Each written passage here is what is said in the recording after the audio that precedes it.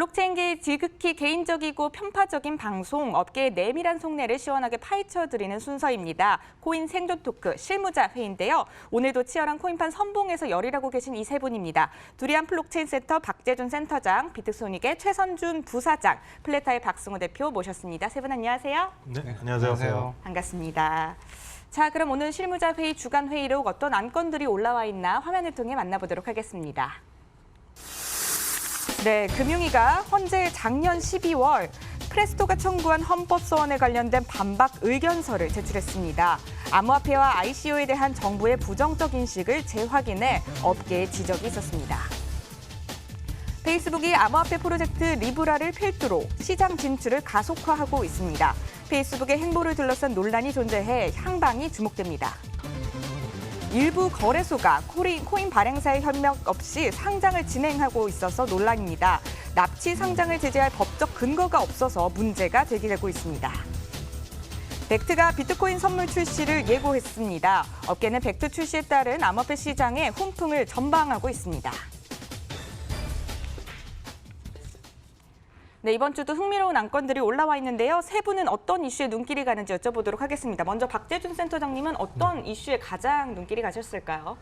네, 뭐 지금 이 보시는 분들도 관심도 많고 기대도 많이 되는 페이스북에서 하는 프로젝트죠.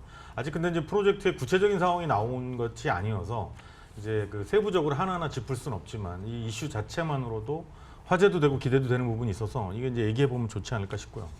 근데 또 하나는 이제 금융위에서 헌법소원에 대해서 지금 이제 의견서를 제출한 건이 있는데 여기서 이제 표현이 뭐 사회적 해악 이런 표현도 쓰고 근데 지금 이제 미국에서는 컨센서스라는 큰 행사가 지금 이루어지고 있는 상황이고 근데 이 두가 이제 이런 상황에 이런 이제 뉴스를 접하면서 그 예전에 자동차 산업이 시작될 초기에 이 영국의 적기조례가 떠올라요. 그러니까 그 당시에 이제 적기조례를 해서 마차 산업이나 기존에 있던 전통적인 산업을 보호하기 위해서 적기조례를 만들어서 결국은 이 자동차 산업을 독일이나 다른 나라에 뺏기고 말았던 이런 역사적인 사례도 있습니다.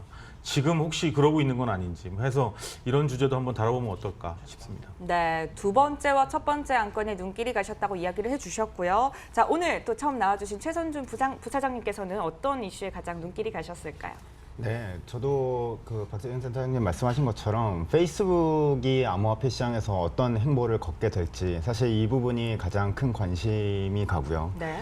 두 번째로 저는 벡트의 선물 거래 시범 서비스를 시작한다는 것이 또 하나 눈길이 갑니다. 사실 최근에 이제 모두 다 아시다시피 비트코인의 시세가 굉장히 오르고 있는데 사실 이 이유 중에 하나로 벡트의 이 선물 거래 그 시범 서비스를 꼽기도 하는데 사실 이 벡트의 그 선물 거래 시범 서비스라는 것이 다른 선물 거래와는 좀 다르게 실물 기반으로 선물을 거래를 하겠다라고 발표를 한 거기 때문에 사실 이 부분이 단기적으로는 실제로 수요를 발생시키고 이것이 비트코인을 비롯한 여러 가지 암호화폐들의 시세에 영향을 주겠다는 이런 그 영향도 있을 수 있기 때문에 사실 이 부분도 굉장히 큰 관심이 갑니다. 네, 페이스북과 벡트 사안에 눈길이 간다고 이야기를 해주셨고요. 마지막으로 박승호 대표님께서는 어떤 사안에 또 눈길이 가셨을까요? 네, 매주 지금 거대 기업들의 행보들이 뉴스로 계속 나오고 있습니다. 이번 주는 페이스북이 이제 뉴스로 크게 나오고 있고요.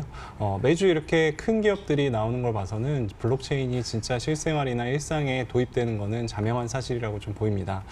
그 외에 또 관심이 가는 건 납치 상장 부분에 관심이 또 가는데요.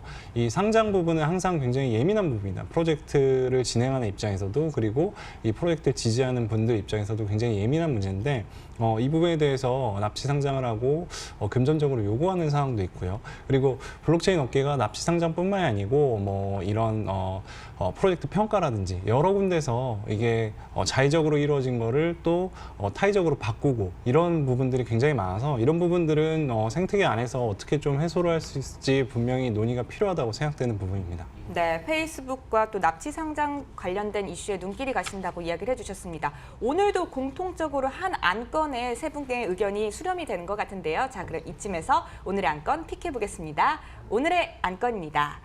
네, 비판과 기대 사이 암호화폐 속도 내는 페이스북, 향후 행보는 이란 주제로 이야기를 나눠보도록 하겠습니다. 네, 페이스북이요. 현재 리브라라는 이름의 스테이블 코인 프로젝트를 진행하고 있는데요. 참 세간에 또 주목이 쏠렸던 것 같습니다. 현재 상황은 어떤지부터 한번 짚어보도록 하겠습니다. 자, 페이스북이 왜 또 코인을 발행을 하려고 하는지 페이스북의 목표부터 한번 좀 알아보면 좋을 것 같은데요. 박성훈 대표님 보시기에는 왜 페이스북이 지금 암호화폐 진출을 하려고 하는 것일까요? 정확한 건 수수께끼인 상황이죠. 근데 이제 기사에는 이제 송금과 관련된 스테이블이라고 얘기가 나왔고요. 네. 페이스북은 기본적으로 25억 명 정도의 이제 유저층이 있고, 그 다음에 모바일 인스타그램이라든지, 그 다음에 메신저 서비스, 그 다음에 기존 페이스북 소셜 서비스 등 굉장히 다양한 직접적으로 사람들하고 소통할 수 있는 채널을 가지고 있습니다. 그럼 그 채널로 어떤 부분을 이용할 수 있을지를 검토해 보면은 송금과 암호화폐는 분명히 굉장히 유리한 사업이라고 생각이 듭니다. 그리고 제가 봤을 때는 또 페이스북이 예전에 진가라고 게임 서비스를 페이스북 플랫폼 내에서 또 다른 카테고리의 서비스를 제 서드 파티와 같이 진행했을 때 굉장히 큰 효과를 이뤄낼 수 있었는데요. 이러한 리브라라는 암호화폐를 통해서 또 다른 카테고리, 또 다른 서드 파티들을 규합할 수 있는 부분도 생각해 볼 수 있지 않을까. 그렇다면 페이스북이 또 다른 생태계, 또 다른 거대 IT 그런 산업을 출발시킬 수 있는 방안도 있지 않을까라는 생각도 좀 해봅니다. 알겠습니다. 페이스북의 목표에 대해서 또 이야기를 해주셨고요. 송금 부분에 특히나 더 중점적으로 얘기를 해주신 것 같아요. 자, 그럼 파급력에 대해서도 한번 얘기를 나눠보면 좋을 것 같은데 페이스북이 암호화폐 시장에 진출을 하게 되면 어떤 파급력이 있게 될까요? 박재준 센터장님. 네, 일단은 뭐 페이스북이라는 이름 하나만으로도 시장에 파급력은 있을 거예요. 왜냐하면 지금 암호화폐나 블록체인 프로젝트를 하는 그 당사 회사 입장에서도 그렇고 또 거래소도 그렇고 관련된 프로젝트를 하는 데 있어서 상당히 이제 이 세간의 시선에서 색안경을 끼고 보는 것들이 있는데 이제 이게 페이스북이라는 이름이 이 안에 들어옴으로 인해서 생기는 그 자체만으로도 굉장히 클 거예요. 근데 이제 그 좀 안으로 들어가서 보면 지금 이제 언론상에 나오는 거는 이제 송금 얘기가 먼저죠. 이제 왜냐하면 이제 이 참여하는 참여자도 숫자가 너무 많고 또 뭐 기사에 예를 든 것처럼 뭐 인도에서 이제 해외 나가 있는 사람들이 인도의 본국으로 송금하는 금액만 해도 한 80조 원 가까이 되는 상황이니까 이런 송금 자체만 가지고 수수료를 계산한다고 해도 굉장히 큰 매출이 날 거니까요. 근데 저는 이거보다 더 크게 시장에 파급력이 있을 거라고 보는 건 이제 컨텐츠나 저작권 이제 같은 맥락일 수 있는데 이제 이런 부분에 새로운 유통이 생겨나지 않을까라는 기대가 생겨요. 그러니까 처음에 이제 이 암호화폐가 태동이 됐을 때 아주 작은 단위, 그러니까 이제 우리 이제 한국 통화로 보자면 원이나 또 그 아래 단까지도 아주 작은 단위의 이 결제 단위로도 결제하고 이용하고 지불할 수 있는 상황이 된다면 지금까지 없었던 생태계가 생겨나지 않을까라는 기대들이 있었거든요. 암호화폐가 그런 시장을 만들어줄 수 있을 거라고 이제 기대도 있었고. 근데 이제 지금 만약에 페이스북이 지금 굉장히 전 세계적으로 수억 명이 사용하고 있는 이 서비스를 통해서 그런 환경이 만들어진다 그러면 기존에 이제 음악을 듣는다든지 뭐 이북을 즐긴다든지 동영상을 즐기는 방식에 있어서도 굉장히 작은 단위로 나누어서 사용자들끼리 그 영상이나 뭐 출판이나 또는 기타 개인이 만들어내는 어떤 콘텐츠들에 대한 유통과 또 그거의 유통이 기여해서 받는 보상, 다양한 형태의 콘텐츠 유통 방식이 생기지 않을까. 이런 부분이 저는 굉장히 크게 기대되는 부분입니다. 네, 페이스북이란 기업 이름부터가 시장에 상당한 영향력을 끼칠 것 같다 이렇게 얘기를 해주신 것 같아요. 자, 그런데 페이스북이 왜 암호화폐 시장에 또 진출을 하려고 하는지 이 배경도 궁금한데요. 최선준 부상사님 생각에는 어떠신가요? 네, 사실 이 블록체인이라는 것이 이때까지 시작되고 나서 사람들이 가상 공간에서 가상 화폐로서 작용하는 것의 한계를 느끼는 분들도 굉장히 많고 사실 거기서 시작되는 부정적인 요소들도 되게 많았다고 봅니다. 하지만 이 페이스북이라는 곳은 이미 사실 25억 명 이상의 유저를 보유하고 있고 사실 그 리소스를 기반으로 암호화폐 시장에서 보여줄 수 있는 기회는 상당히 많다고 보고 있고요. 사실 뭐 한간에는 페이스북이 지난해 겪었던 여러 가지 위기들도 있고 사실 그것을 그 모면해 보고자 사실 이런 암호화폐 시장에 들어온다라는 그런 얘기도 있지만 사실 그것보다는 좀 더 긍정적으로 바라본다면 실제로 송금이나 어떤 그 거래 기반의 결제라든가 사실 이런 것들이 어떤 생활의 굉장히 중심에 놓여져 있는데 사실 이 생활의 중심에 놓여져 있는 것에 있어서 이때까지는 이런 결제나 송금이 은행권에서 시작돼서 카드사나 이런 곳으로 이제 넘어오면서 좀 분산되어 있는 것들이 있었는데 이제는 사실 모든 생활이 핸드폰 중심으로 이루어져 있고 사실 핸드폰 중심으로 이루어진 것 중에서도 메신저 기반으로 이루어졌다고 볼 수 있는데요. 사실 이 메신저 기반의 그 핵심에 있는 이 페이스북이 사실 이 시장에 들어와서 이 생활권 안에 이 송금과 결제를 다 묶어보겠다라고 하는 이 의도 자체가 저는 굉장히 긍정적이고 의미 있는 그 행보라고 볼 수 있다고 봅니다. 네, 암호화폐 진출을 한 것 자체가 또 긍정적이고 시장에도 의미 있는 또 발걸음이 된 것 같다 이렇게 얘기를 해주신 것 같습니다. 자, 그런데 모든 시선이 또 따뜻하지만은 않은 것 같습니다. 또 비판의 눈길도 함께 또 쏟아지고 있는데요. 현재 페이스북을 향한 어떤 비판의 내용들이 있는지 이 점도 짚어보면 좋을 것 같습니다. 박승호 대표님, 네. 어떤 비판들이 지금 일궈지고 있나요? 이제 분명히 페이스북이 이제 암호화폐나 블록체인 도입했을 때는 아마 분산화의 이슈보다는 중앙화 쪽으로 시스템적으로 움직일 가능성이 크다고 생각합니다. 지금 이 거대한 시스템 내에 이 시스템 자체를 분산을 시킨다는 것은 엄청난 변화와 엄청난 그 비용을 지금 지불해야만 페이스북 시스템 분산을 시킬 수 있거든요. 그렇기 때문에 페이스북이 진행하는 블록체인 자체가 페이스북 서비스의 분산화를 더 이룰 거다라는 거는 조금 아닐 것 같고요. 그랬을 때 원래 블록체인이 지향하는 블록체인이 암호화폐랑 결합돼서 서비스가 이제 제시될 때 분산화 이슈가 굉장히 부각되고 서비스 자체도 분산적으로 진행하는 거를 많이 생각을 하는데 그런 부분은 좀 기존 블록체인 업계와 블록체인이 바라보는 방향성하고는 굉장히 다를 것 같고요. 그 다음에 이게 단순히 그냥 송금 서비스만으로 진행됐을 때는 블록체인으로 진행했을 때 또 다른 가치를 창출할 수 없지 않을까라는 생각을 들고요. 이랬을 때 이 코인을 획득하는 방법이나 사람들에게 분배하는 방식이 조금 더 혁신적이고 사람들이 이 안에 서비스를 썼을 때 이 리브라라는 코인들이 분배되는 좀 새로운 방식을 독특한 방식을 해서 블록체인 업계에도 뭔가 이제 아이디어를 제시해줬으면 좋겠다는 생각을 하고 있습니다. 네, 아무래도 좀 탈중앙화에 또 위기가 오지 않을까 또 이 점을 또 짚어서 문제라고 얘기를 해주신 것 같은데요. 또 현재 또 문제로 또 제기가 되고 있는 점 중에 하나가요. 업계의 독점적인 또 지위를 갖고 있다 보니까 또 악용될 수 있지 않을까 이 점이 참 문제가 또 제기가 되고 있는 것 같습니다. 개인정보 유출도 문제가 될 수 있겠고요. 비판이 속출되고 있는데 이 점에 대해서는 뭐 최선준 부사장님 생각에는 어떠신가요? 문제가 될까요?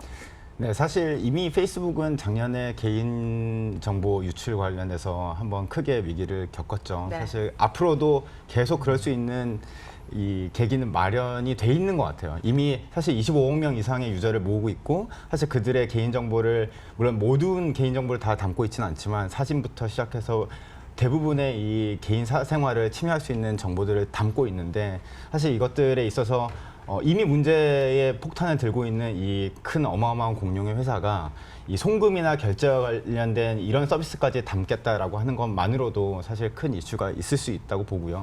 사실 이걸 어떻게 해소하겠냐라는 거는 뭐 마크 주커버가 얘기한 것처럼 이 탈중앙화와 암호화 기술을 자기네들이 이제 접목시켜서 어떻게든 해결해 보겠다라고 하는데 실제로 이게 어느 수준으로 될지 사실 저도 굉장히 우려도 되고 기대도 되는 상황입니다. 네, 박재준 센터장님께서도 동의하시나요? 이 점에 대해서? 네, 그러니까 지금 중요한 부분이 뭐냐면, 그러니까 이 페이스북이라는 회사의 이 어마어마한 매출, 네. 또 그로 인해서 주주들이 지금 얻어가고 있는 이익, 또 상장돼 있죠. 그래서 지금 이러한 이 철저하게 중앙화돼서 주주의 이익을 그러니까 주주의 이익을 최우선시하는 이런 이익 집단에서 탈중앙화를 한다는 것 자체가 사실은 맞지 않습니다. 그러니까 왜냐하면 지금 뭐 예를 들어서 기사에서 보시는 것처럼 뭐 페이팔에 있던 또는 이 거래소죠. 그 코인베이스에 있던 이사를 데이비 마커스를 영입을 해서 그 팀을 꾸리고 지금 막대한 예산을 지금 투입을 하고 계속 사람을 채용하고 있는데 이런 일련의 과정들이 주주의 이익을 우선시하는 것이 아니라 다시 사용자들에게 또는 새로운 생태계를 구축해서 그 이익을 환원한다든지 아니면 탈중앙화 자체가 기존의 이익의 흐름과는 반하는 어떤 요소를 가진다. 이거는 출발부터가 잘못된 거죠. 그러니까 지금에 있는 현재 나와 있는 경제 시스템이나 회사 구조로 봤을 때는 탈중앙화를 통해서 그러니까 탈중앙화라는 어떤 키워드를 사업이나 마케팅적 요소 또는 어떤 법적인 문제를 피해가는 요소로 활용할 수는 있어도 원래 이 블록체인과 암호화폐가 지향했던 주장했던 그런 철학과 이것이 하고자 하는 방향에 대해서 동의한다거나 같은 맥락이라고 보기는 어려운 거죠. 그러니까 이런 어떤 태생적인 한계가 있는 건 분명해요. 그러니까 이런 부분에 대해서는 비판적으로 보는 사람이 많죠. 그래서 이제 뭐 페이스북에서 발표했던 내용도 지금 당장 발표할 수 있는 내용은 아니지만 우리는 단계별로 또는 유스케이스별로 이런 탈중앙화에 대한 시도들을 해나갈 것이다라고 이제 약간 두리뭉실하게 얘기를 한 상태인 거죠. 네, 아무래도 페이스북의 태생적 한계에는 또 비판적 시선이 있는 건 사실이다 이렇게 짚어주신 것 같습니다. 자, 그럼 이제 페이스북의 앞으로의 향보에 대해서도 저희가 예상을 좀 해봐야 될 것 같은데요. 시장에 어떤 영향을 끼칠 것으로 예상되는지 이 점도 한번 이야기 나눠보면 좋을 것 같아요. 최선준 부장님께서는 어떻게 생각하시나요? 네, 아까 말씀드린 것처럼 실제로 블록체인과 이 가상화폐를 기반으로 하는 수많은 프로젝트들이 이제 이슈가 되는 것들은 이게 과연 현실과 실제로 생활과 얼만큼 밀접되게 서비스로 확산될 수 있느냐. 사실 여기에 있어서 굉장히 우려들도 많고 제 생각에도 아직은 굉장히 미미한 단계라고 볼 수 있습니다. 사실 이게 확산이 되기 위해서는 실제로 유저 기반도 많이 모아야 되고 여러 가지 이제 걸림돌이 있는데 이미 유저를 25억 명 이상 모았고 실제로 그 현금 및 이 총탄도 들고 있는 이 페이스북이 네. 이 시장에 들어와서 대해서, 이 시장에 들어와서 이 암호화폐를 기반으로 뭔가 활력을 불어넣어 준다면 실제 다른 프로젝트들이 현재 걷고 있는 것들에 대해서 약간 가이드를 줄 수 있는 그런 상황도 만들어질 수 있지 않을까라는 생각을 하고 있습니다. 앞으로 또 가이드를 또 마련해 줄 수 있지 않을까 생각하는데요. 이제 두 분께서는 또 어떻게 생각하는지가 궁금한데요. 우선은 페이스북의 지금 상황을 좀 보시면은 페이스북이나 인스타그램 때문에 커머스 시장이 엄청나게 커졌습니다. 그래서 그 국내 이제 신규 스타트업 중에 커머스 스타트업 굉장히 많이 나왔고요. 뭐 요새 많이 언론에 회자됐던 인블리 같은 경우도 페이스북이나 인스타그램을 통해서 사업을 굉장히 확대를 많이 했거든요. 그러면 저도 이제 커머스 사업을 하는 스타트업 대표들을 아는데요. 기존에 초창기 한 4, 5년 전부터 커머스 스타트업이 많이 출발했는데 그때 당시보다 지금 광고 비용 단가가 굉장히 비싸졌어요.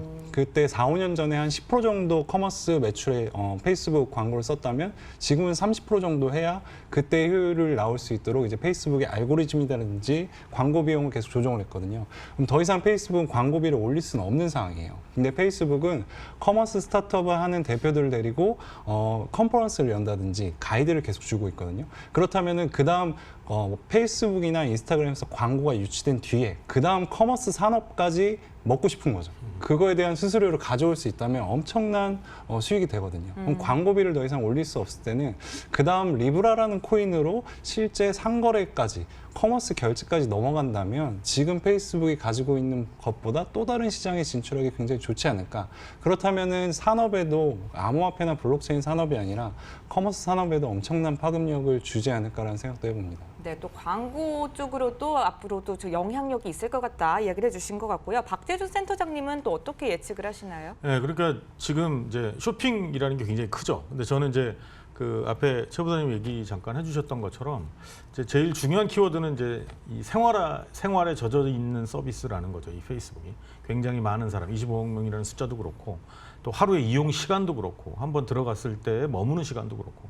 근데 이제 뭐 이 시청자분들도 많이 경험하셨겠지만 유저가 확보되면 그 유저를 기반으로 사업을 펼치게 돼 있죠. 근데 그것에 비하면 그러니까 우리나라에서 보여왔던 기존의 포털이나 이전에 그 인터넷 초기부터 지금까지 해왔던 방식 자체가 유저가 생겨나면 부가 사업을 이제 그걸 가지고 할 수 있는 사업들을 늘리는 것인데 페이스북은 사실 그것 치고는 부가 사업을 안 했던 편이긴 하죠.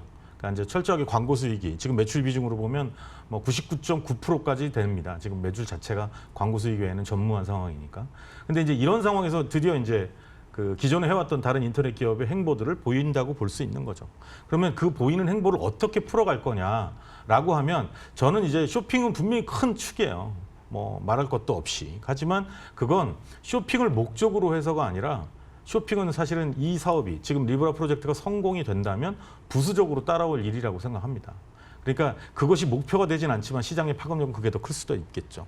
근데 저는 그 부분이 자연스럽게 사용자를 넘기거나 단순 링크나 지금 이제 우리나라의 포털 서비스에서 제공하는 쇼핑 중개자 역할을 형태는 아닌 것 같고, 여기서 조금 더 블록체인에 관련해서 아이디어를 내는 사람이 있거나 이제 뭔가 그런 시도들이 있다면 그 중에 하나는 이런 게 아닐까 싶어요. 그러니까 쇼핑을 넘어가는데 직접 쇼핑몰을 운영을 한다든지, 단 이제 아마존에서 코인을 받기 시작했는데 아마존의 코인 서비스 결제 솔루션 중에 하나로 페이스북 코인을 쓰게 해준다든지 이런 방식은 아닐 것 같아요. 그때 저는 탈중앙화라는 키워드를 이용하지 않을까. 그러니까 쇼핑 이제 물론 이제 유명해진 코인은 아니지만 2018년이죠. 작년에 이제 나왔던 체인 중에 아마존이나 알리바바 같은 쇼핑몰을 중앙 서버 네. 없이 똑같이 구현하겠다고 한 회사가 있었어요. 그런 체인이 있었어요. 그러니까 그런 것처럼 이제 쇼핑으로 넘어갈 때는 아마 탈중앙이나 이런 키워드를 사용해서 이제 사업을 확장하지 않을까 네. 이렇게 생각이 됩니다. 알겠습니다. 자, 그럼 오늘 나눈 이야기들에 대해서 세 분의 한 줄 평을 또 들어보도록 하겠습니다. 먼저 최선준 부사장님께서 한 줄 평을 남겨주시면 좋을 것 같네요. 네, 저는 가장 중앙화된 이 글로벌 컴퍼니의 이 탈중앙화 시도, 저는 이 블록체인 업계에 큰 획을 긋기를 바랍니다. 네, 한 줄 평 또 간략하게 남겨주셨고요. 자, 이제는 또 박승우 대표님의 한 줄 평을 들어볼까요? 네, 시스템적으로 탈중앙화는 분명히 어렵겠지만 페이스북 코인을 분배되는 기준이라든지 획득하는 방법이 기존의 페이스북 서비스가 좀 탈중화되면서 사람들이 좀 참여할 수 있어서 획득할 수 있는 또 다른 혁신점을 가져왔으면 좋겠습니다. 네, 또 다른 혁신점을 기대해 주셨고요. 마지막으로 박재준 센터장님께서도 한 줄 평 남겨주시죠. 네, 이 탈중앙이라는 키워드에 대한 이 사용이나 활용보다는 실질적으로 그들의 사업 목적이 무엇이든 간에 어쨌든 이 암호화폐 시장에, 이 블록체인 시장에 좋은 효과를 줄 건 분명합니다. 그러니까 어떤 이런 키워드 사용보다는 실질적 사업 성과가 있기를 바랍니다. 네, 실질적 성과까지 기대된다 얘기해 주셨습니다. 네, 지금까지 세 분과 함께 가감 없는 토크 나눠봤고요. 저희는 다음 주에 더 재미있는 주제 들고 찾아뵙겠습니다. 지금까지 함께 해주셔서 고맙습니다. 고생하셨습니다.